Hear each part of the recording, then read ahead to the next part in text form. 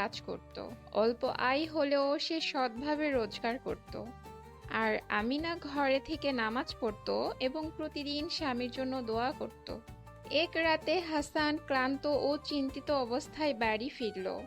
দোকানে কাজ কম ছিল, আর পরের দিনের খাবার কেনার মতো টাকা তার কাছে ছিল না। স্বামীর চোখের দুঃখ দেখে আমিনা নীরবে কিছু খেজুর আর পানি এনে দিল। সে মুচকি হেসে স্বামীকে বলল, হাসান, মন খারাপ করো না।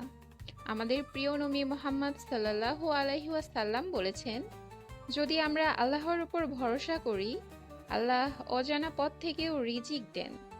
আজ খেজুর আর পানি আছে, কাল আল্লাহ আমাদের আরো ভালো কিছু দেবেন। আমিনার কোমল কথায় হাসানের মন শান্ত হয়ে গেল।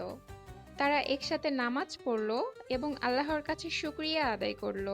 পরের দিন সকালে এক ধনী ব্যক্তি হাসানের দোকানে